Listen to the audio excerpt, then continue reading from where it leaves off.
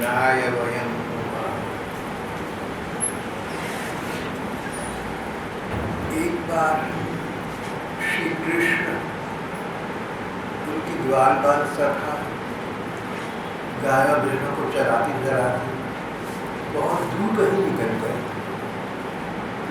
बहुत धूप थी, बहुत तकलीफ थी। वापस आई, अपने स्थान पर वापस आ गए। यमुना के इस किनारे आ गए, लेकिन बहुत भूख सता रही थी। बाल बाल सखाओं ने कहा, श्री कृष्ण हमें भूख बहुत सता रही है, इसका कुछ प्रबंध करो। वह क्या, तुमने बड़े बड़े दुष्टों का नाश कर दिया, पूतना को मार गिराया, अघासुर दैत्यासुर, लेकिन हमें ऐसा लगता है कि सबसे बड़ी शत्रु से बड़ा, सबसे बड़ा असुर ये भूख है। इससे बड़ा कोई राक्षस नहीं है, और भूख हमें सता रही है, बहुत सता रही है। इस हमारी भूख का कुछ प्रबंध करो। तुम तो सब कर सकते हो, कर दो हमारे धर्म ग्रंथ में कई स्थानों पर ऐसे वाक्य आए हैं, ऐसे उदाहरण आई हैं जहाँ कहा है कि भूख को सहन करना बड़ा कठिन। व्यक्ति कुछ भी कर सकता है, लेकिन भूखा व्यक्ति भूख से संतप्त होकर कुछ नहीं कर पाता। एक स्थान पर लिखा है कि बहुत से पाप भूख के कारण होते हैं, इस भूख को समाप्त हो जाए। बाल बाल अधिक सुशिक्षित विद्वान तो अधिक थे, पर अपने अनुभव से कह रहे थे। सबसे बड़ा ज्ञान तो वही है जो अंदर से आता हो, जो अंतर मन से आता हो, अपने अनुभव से आता हो।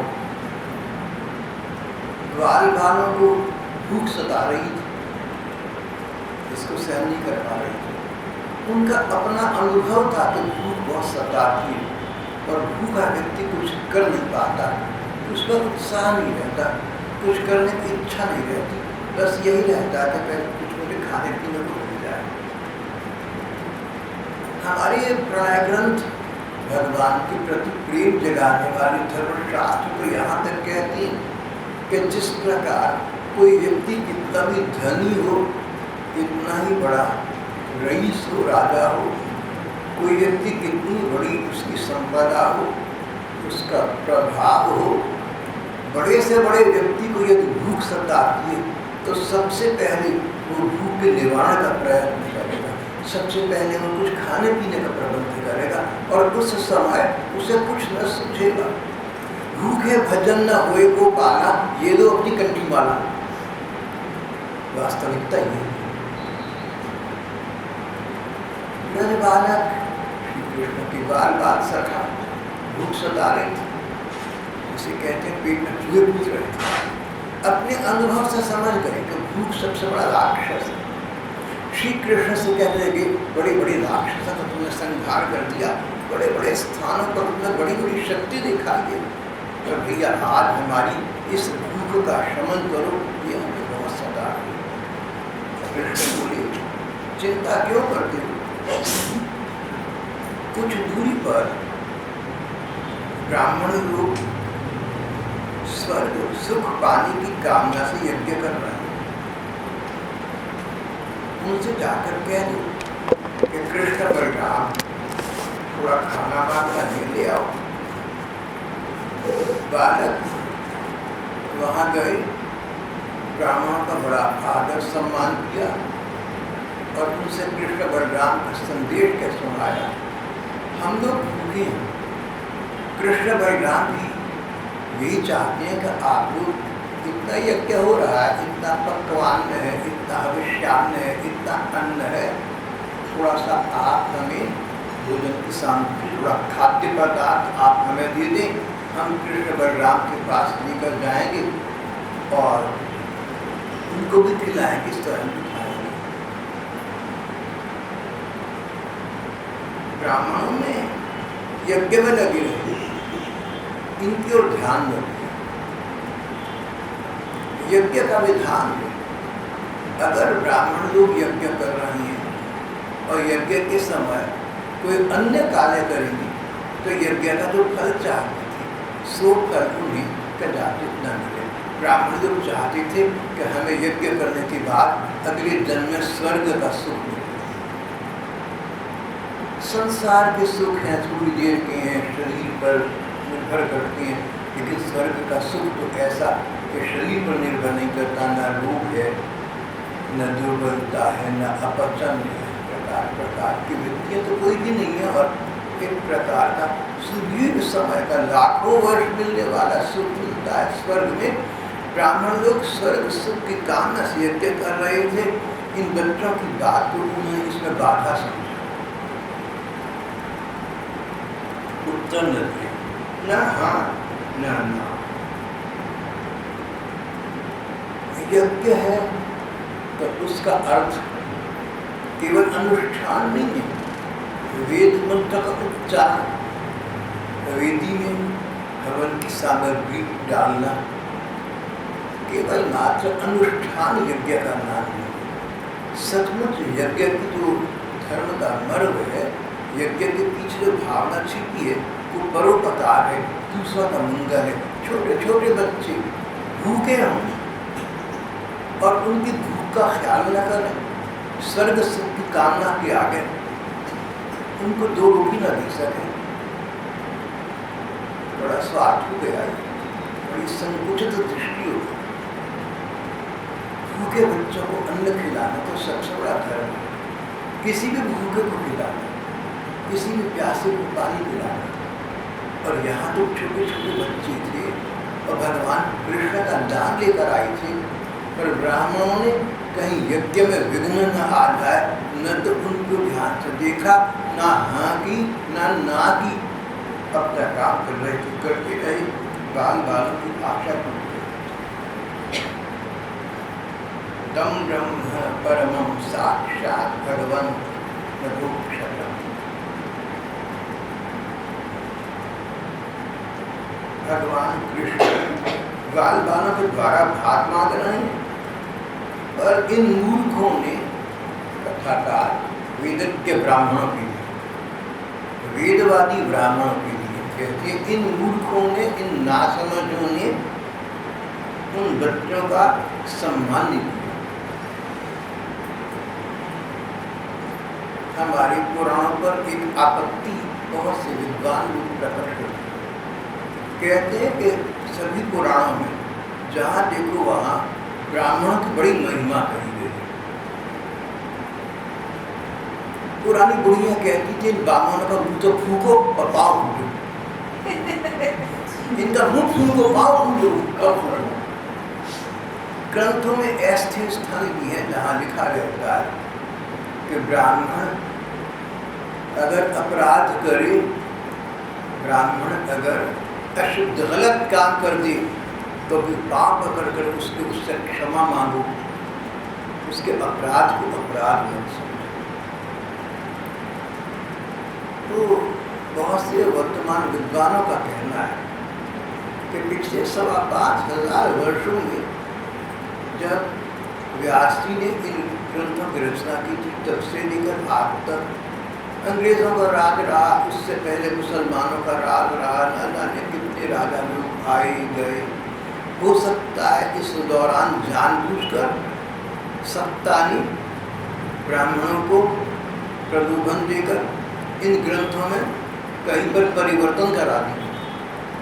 सचमुच ऐसा नहीं है कि ग्रंथ कहते ब्राह्मण को मिल जाए।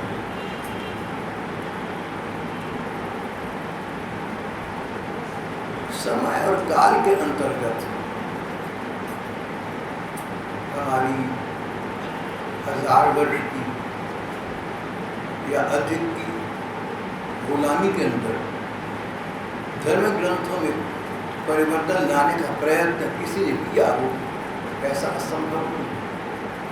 पर यहाँ जो बात चल रही है उसमें हम देखेंगे कि जहाँ जहाँ ब्राह्मण शब्द आया है उस व्यक्ति के लिए आया है जो ब्रह्म में अयन करता हो, जो परमात्म चिंतन करता हो, अपनी आजीविका के लिए कोई उपार्जन, कोई प्रयत्न न करता हो, जो कहे कि भगवान देगा तो खा लूंगा, नहीं तो डर लगूंगा, मुझे क्या लेना है। इस प्रकार के ब्राह्मण के महिमा ग्रंथों में कही गई है। ये ब्राह्मण जाति की महिमा नहीं है, ये तो ब्राह्मण जैसे स्वभाव और चरित्र वाली व्यक्ति की महिमा है। वही ब्राह्मण ये भी कहते हैं, वही ग्रंथ ये भी कहते हैं, अगर शूद्र भगवान के प्रति भक्ति भाव वाला और गुण रखता हो तो वेदवादी ब्राह्मण से अधिक अच्छा। यहाँ पर वेदवादी ब्राह्मण स्वर्ग की कामना से बहुत बड़ा अनुष्ठान कर रहे थे। उन्होंने उन बच्चों की बात पर ध्यान न दिया, उनके प्यासे बच्चे चले जाएंगे, कृष्ण बलराम भूखे रहेंगे, इसकी चिंता न व्यापी, पर हमारा यज्ञ निर्विघ्न समाप्त हो जाए, कहीं स्वर्ग की प्राप्ति में बाधा न पड़ जाए। उन्हें अपने स्वार्थ की अधिक चिंता। तम ब्रह्म परमं साक्षात् भगवंतम अक्षरम्।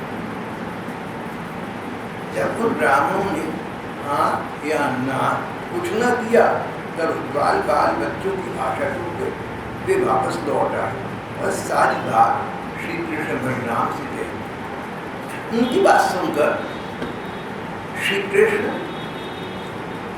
रहस्य जगदीश्वर रहस्य मुस्कुराकर हंसकर बोले, कोई परेशानी आए ना, कहीं अपमान हो जाए, कोई तिरस्कार हो जाए, इतने मत घबरा जाना कि तुम्हारा मुंह निढाल हो जाए, शरीर निढाल हो जाए, चेहरा उतर जाए, मन में निराशा आ जाए।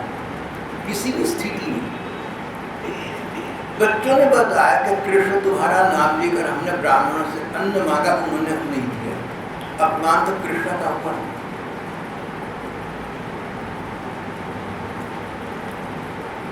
अपमान प्रतिनिधि का नहीं है, अपमान या सम्मान उस व्यक्ति का नहीं है जो आपके कहने से आपका संदेश लेकर कहीं गया। अगर अपमान सम्मान है तो उस प्रतीक उस प्रतिनिधि का नहीं है, तो आपका है। श्री कृष्ण के कहने से ये बालक ब्राह्मणों के पास गए, उन्होंने तिरस्कार कर दिया। तिरस्कार तो उन्होंने श्री कृष्ण का किया, तिरस्कार किया कृष्ण का, पर छोटे बालक थे, ना समझते, उनको इसमें अपना स्वाभिमान आहत होता लगा। तदुपाकर्ण्य भगवान रहस्य जगदीश्वर। उस बाल बाल सखाओं की बात सुनकर श्री कृष्ण हंस पड़े। क्यों हंसे कृष्ण? कौन करे? कोई व्यक्ति आपका व्यक्ति कोई मिलता है, हंसता है, क्यों हंसता है उसका भी नहीं पता, तो स्वयं भगवान मुस्कुराए, उनकी मुस्कुराहट में क्या रहस्य छिपा है हम क्या जाने। श्री कृष्ण ने बाल बाल की बात सुनी, मुस्कुरा दिए। रहस्य जगदीश्वर। कथाकार कहते हैं जगदीश्वर, सारे संसार के स्वामी श्री कृष्ण हंस पड़े। क्या इसलिए कि सारे ब्रह्मांड का स्वामी मैं हूँ, ये ब्राह्मण मेरे अंतर्गत है, इनका यज्ञ मेरे अंतर्गत है। भिखारी सारी दुनिया, दाता एक राम, अरे सबको देने वाला मैं हूँ। तो ब्राह्मण को मेरे तत्व महत्व को न जानकर मेरी बात को दरकिनार कर रहे हैं, नरकार रहे हैं, इसलिए हंस पड़े। उनको मेरी सत्ता शक्ति का क्या पता, जब पता लगेगा आकर क्षमा मांगे। या इसलिए हंस पड़े कि ग्वाल बालों के मन में उन्होंने उत्साह संचारित करना चाहा।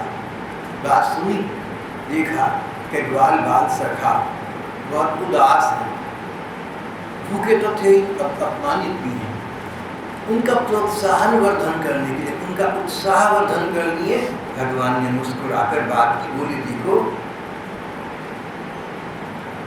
व्याजहार पुनर्गोपाल।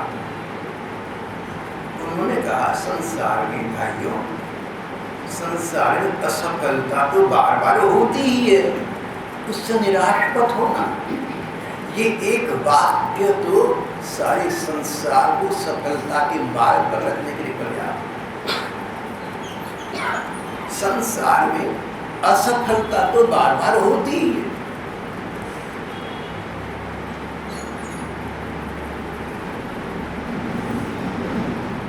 उससे निराश नहीं होना चाहिए।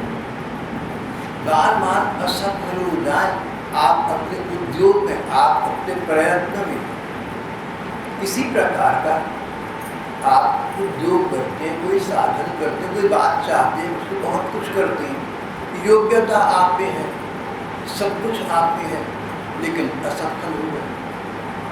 भगवान कहते हैं संसार में असफलता तो बार बार होती है, बड़े बड़े महापुरुषों की होती है। उससे निराश नहीं होना चाहिए। बार बार प्रयत्न करते रहने से सफलता मिल ही जाती है। संसार में असफलता तो बार बार होती है, तो प्रयत्न भी बार बार करो, उससे सफलता मिल ही जाएगी। अपने मन को निराश न करो, आशा न छोड़ो, प्रयत्न न छोड़ो।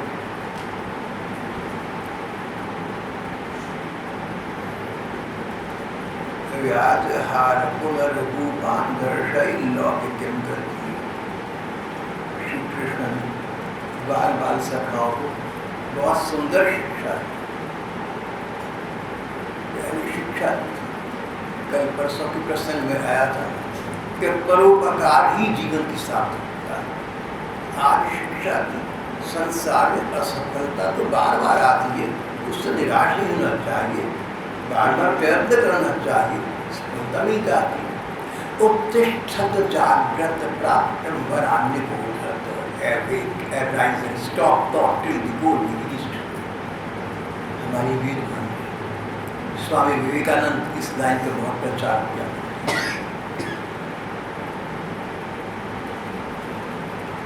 बार बार प्रयत्न करना चाहिए। अच्छा तो एक बार तो प्रयत्न कर लो। ये जो ब्राह्मण यज्ञ में लगे हुए हैं, इनकी पत्नियां घर पर हैं, वो मेरी भक्त हैं। तुम ब्राह्मण पत्नियों के पास जाओ और उनको मेरा ये संदेश दो, खाने पीने की सामग्री उनसे मांगो।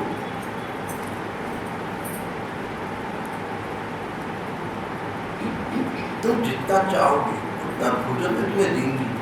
वे मुझसे बड़ा प्रेम करती हैं, उनका मन सदा सर्वदा मुझ में लगा रहता है। भगवान ने तो वाक्य बड़ा सारगर्भित बोला, शीर्षात्मक है ये वाक्य। वे मुझे प्रेम करती हैं, उनका मन मुझ में लगा रहता है। जो प्रेम करता है ना, जो आपसे प्रेम करता है, वो आपके सुख के लिए, प्रसन्नता के लिए कुछ भी कर सकता है, स्वर्ग सुख का त्याग भी कर सकता है। सन 1948 में उस समय अंग्रेजी साम्राज्य आधी दुनिया पर था, अंग्रेजों का राज था। आधी दुनिया के बादशाह किंग जॉर्ज एडवर्ड VIII, उन्होंने कुछ महीने राजपाना करने के बाद एक कन्या के प्रति अनुराग भाव रखते थे, उससे विवाह करने के लिए साम्राज्य छोड़ दिया। इश्क क्या चीज है और लाल जवाहर क्या है।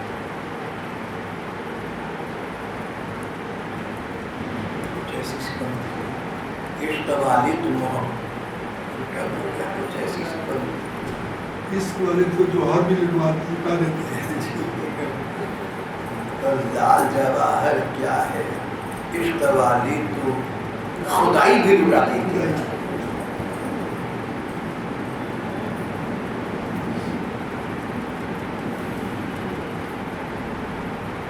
प्रेम, भगवान ने कहा वे मुझसे प्रेम करती है, वो स्वर्ग सुख से प्रेम नहीं करती।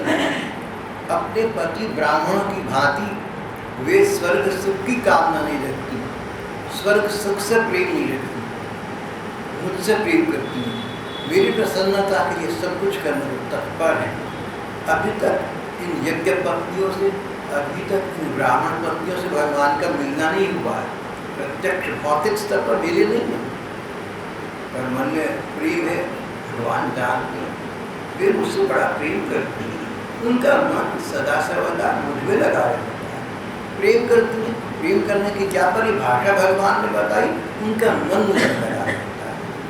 किसी व्यक्ति में मन का जाना, मन का लगाव होना मन का चाहना कि उसको सुख मिले, उसे आनंद मिले, ये वास्तविक प्रेम। ब्राह्मण पत्नियों का मेरे प्रति बड़ा प्रेम है। मित्रों, तुम उनके पास जाकर मेरा नाम लेकर कुछ भी मांगोगे, प्रसन्नता तो बहुत कुछ दे देंगे। अब की बार उन ब्राह्मण की पत्नियों के पास गए, उनको प्रणाम किया, उनसे वही संदेश दिया, कृष्ण बलराम ने आपसे कुछ खाद्य पदार्थ मंगाई हैं, हम बूढ़ बालक सभी भूखे हैं, मिलकर खाना चाहते हैं।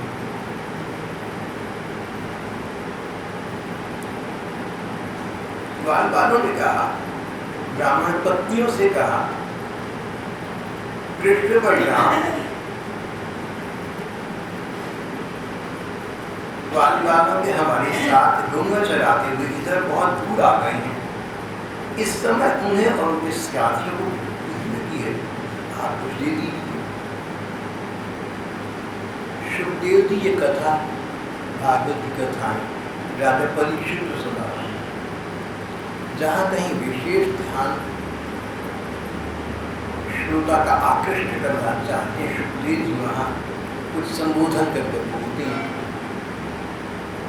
कहते हैं, परीक्षित रामो गुणमाला था, कृष्ण बलराम दूर से थक आए हुए हैं, भूख लगी हुई। इन ब्राह्मण पत्नियों ने बहुत दिनों से भगवान की मनोहर लीलाएं सुनी हुई थी। उनका मन भगवान के चरणों में लग चुका। वृंदावन मथुरा न जाने कितने लोग रोज मथुरा से वृंदावन आते, वृंदावन से मथुरा जाते। जो लोग वृंदावन से मथुरा जाते वो श्री कृष्ण की प्रशंसा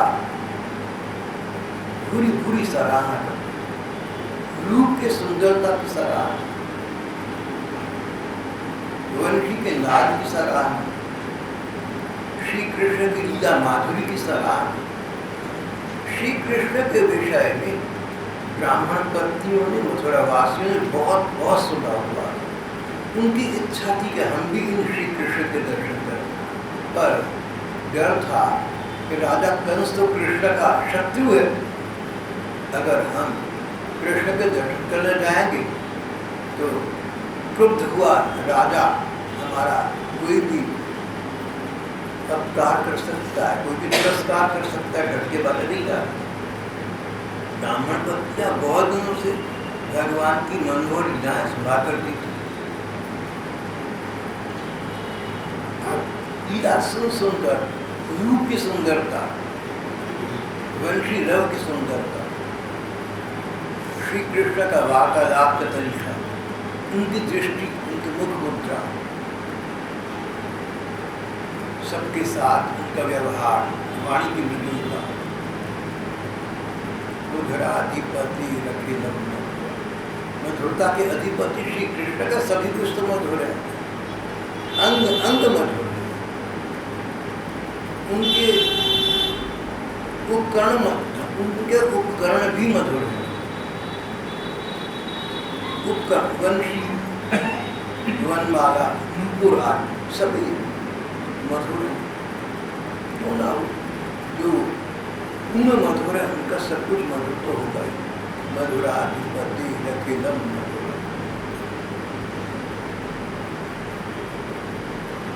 इन ब्राह्मणों ने भगवान के विषय में बहुत कुछ सुना था। आते जाते यात्रियों से, ब्राह्मणों से, नगर निवासियों से भगवान कृष्ण की बहुत सराहना सुनी थी। अब ज्यादा सराहना सुनी तो इच्छा हुई कि हम उनके दर्शन करें, भगवान के चरणों में हमारा मन लगे। भगवान में हमारा मन लगे, इसके 9 उपाय बताए गए हैं। पहला है श्रवण, सुनना, सुन सुनकर देखने की इच्छा उत्पन्न हो जाती। किसी के रोज रोज गुण सुने, चर्चा सुने तो मन करेगा कि उसको देखें। संगा संजाति काम, मन में देखने की कामना उत्पन्न हो जाती है। ब्राह्मण पत्नियां बहुत दिनों से भगवान की याद सुन रही थी। उनका मन उन भगवान में लग चुका था। नित्यम तद्दर्शन उत्सुका, नित्य उत्सुक रहती थी कि किसी प्रकार श्री कृष्ण के दर्शन हो जाए। नित्यम तद्दर्शन उत्सुका तत्कथा क्षिप्त मनसु, कथाएं सुन सुनकर श्री कृष्ण की गाथाएं सुन सुनकर देखने के लिए उनकी कामना उद्दीप्त हो चुकी थी।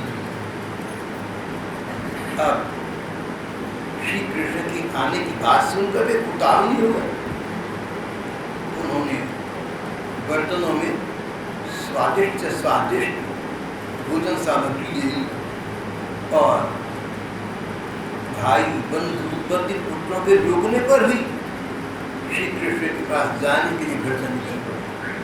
पति पुत्रों ने समझाया, देखो श्री कृष्ण हैं, गुणवान है, उनकी सराहना सच्ची है, लेकिन जो हमारे देश का राजा वो अपना शत्रु समझता है और हम उनका आदर करने के लिए प्यार जताने के मिलते जाएं तो शत्रु राजा हमारा क्या बिगाड़ नहीं कर सकता।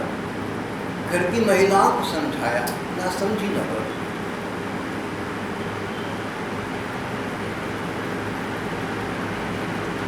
हुकूमत से दोनों हाथ करना, शासन से लड़ना, सरकार से लड़ना, शासन से लड़ना, ये तो ऐसा हो गया जैसे एक आदमी कहे कि जिस पागल के पास तलवार है वो घुमा रहा है, मैं उससे जाके जीत गया हूँ। कुछ भी नहीं होगा। तुम पागल के पास यह अच्छा गया, पागल को अकल नहीं, तलवार भर इसकी भूख खिला काट। जहाँ सत्ता है वहाँ सत्ता का मद है, और जहाँ सत्ता का मद है वहाँ दुरुपयोग की पूरी दुराशा है। इससे सोच समझकर बड़ी योजना बनाकर बड़ी एक सुनिश्चित विनियोजित मार्ग से ही किसी सत्ता का, किसी सरकार का कोई विरोध करना चाहिए। घरवाली ब्राह्मणों ने समझाया, देखो हम सत्ता प्राप्त कंस के राज्य में कंस से दुश्मनी लेना वहाँ बताओ, तुम न जाओ। पर जहाँ मन में प्रेम होता है, प्रेम मिलन की इच्छा, जहाँ पर प्रेम है, मिलन की इच्छा है, मिलन संभव है, वहाँ प्रेमी 7 समुद्र पार करके चला जाया करता है। सबने समझाया, शासन का डर दिखाया, दुष्ट राजा का भय दिखाया, लेकिन पति पुत्रों के, भाई बंधुओं के सबके रोकने पर भी श्री कृष्ण के पास जाने के लिए निकल पड़ी। दीर्घ श्रुत दीपाशया, जिस प्रकार नदियां बहती हैं समुद्र से मिल जाने के लिए। गंगा जी कितनी बड़ी नदी है, कहाँ हिमालय से निकली और गंगा की खड़ी तक पहुंची। इसलिए इतने हजारों मील की गंगा जी की यात्रा समुद्र में जाती है। हिमालय से निकली ब्रह्मपुत्र को समुद्र में मिलने जाने से कौन रोक सकता है? अगर मन में प्रेम हो तो प्रियतम के पास जाने से कौन रोक सकता है? ब्राह्मण पत्नियों घर के पुरुष वर्ग रोक न सके।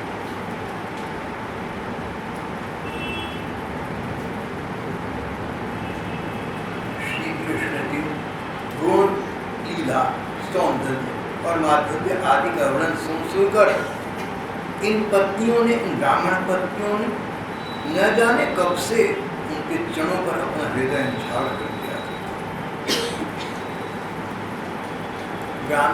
ब्राह्मणियां प्रकार प्रकार के स्वादिष्ट पकवान लेकर गाल बालों के साथ वापस वहां आई जहाँ श्री कृष्ण बलराम विराज रहे थे।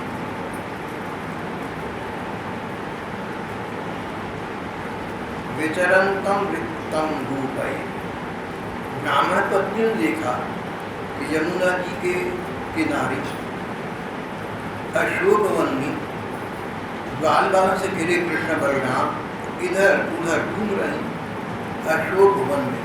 इससे पहले सीता जी लंका के अशोक वन में रही। उनके शरीर पर पीताम्बर फहरा रहा। ब्राह्मणों ने देखा कि श्री कृष्ण के जिस सुंदरता की बात उन्होंने सुनी थी वो तो बहुत कम थी। There is all the world of reference between seeing and hearing about it. एक यूनानी कहावत है। इस चीज़ को खुद देखना, उसके बारे में सुनना, जमीन आसमान का अंतर हो सकता है। There is all the world of difference between seeing and hearing about it. यहाँ ये बात हो गई। श्री कृष्ण की सौंदर्य की चर्चा को ब्राह्मणों ने न जाने कितने समय से बहुत बार बार श्रवण की थी। जो सुंदरता की चर्चा सुनी थी, जो स्वभाव की सुंदरता की चर्चा सुनी थी, उससे इतनी आसक्त हो गई थी कि आज सबके लोग भी घर से निकल पड़ी। और जब सचमुच सामने आई तो जो सुंदरता सुनी थी, मन में जिसकी कल्पना की थी, वो तो बहुत कम थी। सच्चा सौंदर्य आज सामने, सौंदर्य का सच्चा सागर तो आज आंखों के सामने लहरा रहा है, उद्वेलित हो रहा है। श्यामम हिरण्य परिधिम वनमाल्य धातु प्रवालन रवेशमनुप्रतान से विन्यस्त हस्तमितरे धुनानमब्जम। श्रीमद् भागवत के भगवान कृष्ण के रूप के वर्णन के विषय में ये बहुत प्रसिद्ध है। श्यामम हिरण्य परिधिम, दो श्लोक हैं भगवान कृष्ण की रूप सुंदरता के वर्णन में जो बहुत प्रसिद्ध हो गए। एक श्लोक तो आप प्रायः पढ़ते सुनते रहते हैं। वरहाटीनम नटवर उत्कर्णयुग कर्णिकार हृदयवास कनक कपिशं वैजयंती चमाला रंध्रान वेणुरधर सुभया पूरयन् भूपविन्दय वृंदारण्यम सपदरमणं प्राविशद्दीप कीर्ति। जब श्री कृष्ण वन को चले गए तो रूप के क्या घर गया जी भाव नयनों से श्री कृष्ण के रूप लीलाओं का भाव नेत्रों से दर्शन करने लगे। वहाँ ये शुरू किया गया है। और यहाँ पर ब्राह्मण पत्नियाँ साक्षात सामने श्री कृष्ण को देखकर, उनके रूप को देखकर मुग्ध हो रही हैं। श्यामम हिरण्य परिधिम, श्लोक का भावार्थ है गोपिका ब्राह्मणियों ने देखा श्री कृष्ण का सांवरा शरीर है, उस पर सुनहरा पीताम्बर झिलमिला रहा है, उनके गले में माला लटक रही है, माथे पर मोर पंख का मुकुट है। एक हाथ अपने सखा ग्वाल बाल के कंधे पर रखा हुआ है, दूसरे हाथ से कमल का फूल नचा रही है। कानों में कुंडल है, कपोलों पर अलगे लटक रही हैं, चेहरे के दोनों तरफ लंबे लंबे बाल लटक रहे हैं। कानों में कमल के कुंडल है, कपोलों पर घुघराली अलगे लटक रही हैं। श्री कृष्ण का मुख कमल मंद मंद मुस्कान की रेखा से प्रफुल्लित हो रहा है। अब तक अपने प्रियतम श्री कृष्ण की गुण और लीलाएं अपने कानों से सुनी थी।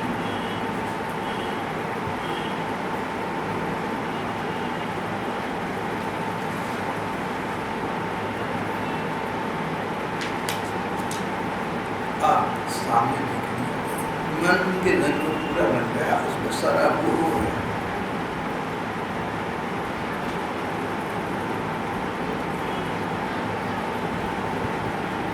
भगवान सबके हृदय की बात जानते हैं।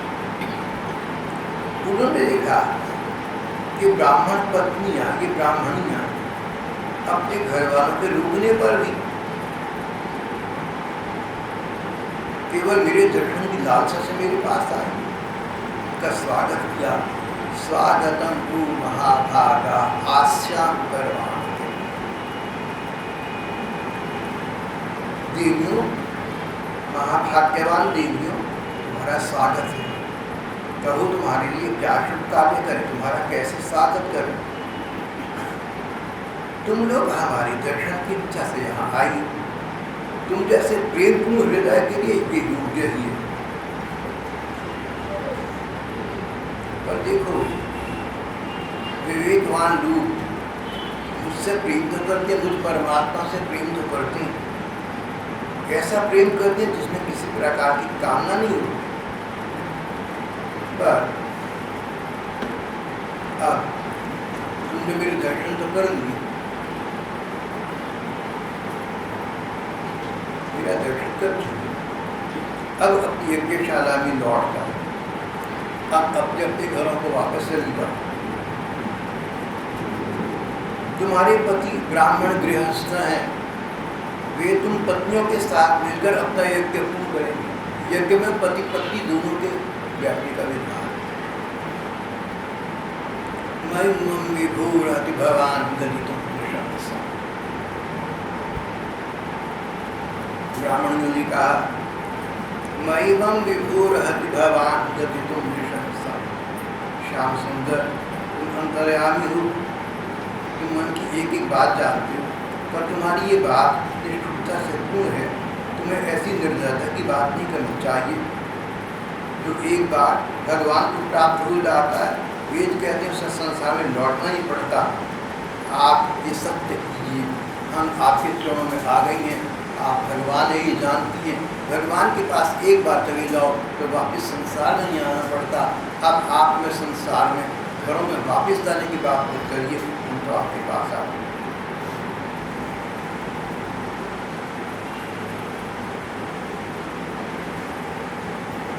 ब्राह्मण पत्नियों ने आगे कहा, श्याम सुंदर, हम अपने घर वालों के बार बार मना करने पर यहाँ आ गए हैं। वो समझ गए हैं कि अब ये वापस नहीं आएंगे, और अगर हम वापस गए अब हमारा स्वागत सत्कार भी नहीं करेंगे। हम तो आपके चरणों में आ गए हैं और हमें किसी का आश्रय नहीं है। अब हमें दूसरों के शरण में न जाना पड़े, ऐसी व्यवस्था करें। भगवान ने कहा, अगर ये बात है कि तुम्हारे घर वाले तुम्हारा अब स्वागत नहीं करेंगे तो चिंता मत करो, मैं उनकी बुद्धि को फेर दूंगा, वो तुम्हारा स्वागत करेंगे, तुम्हें सम्मानपूर्वक साथ रखेंगे, तुम चले जाओ।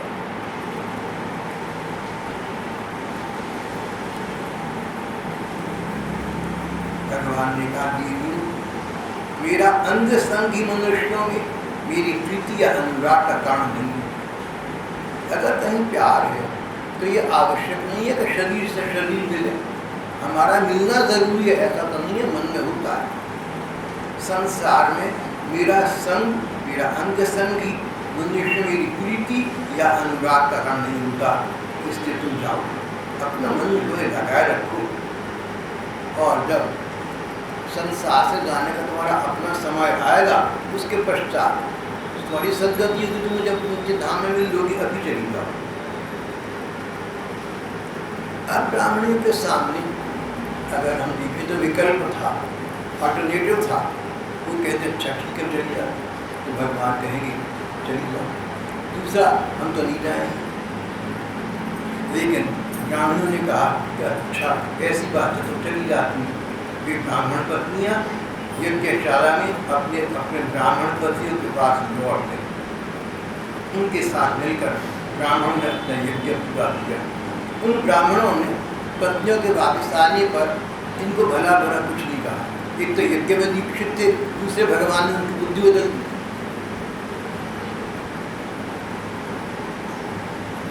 श्री कृष्ण हम कल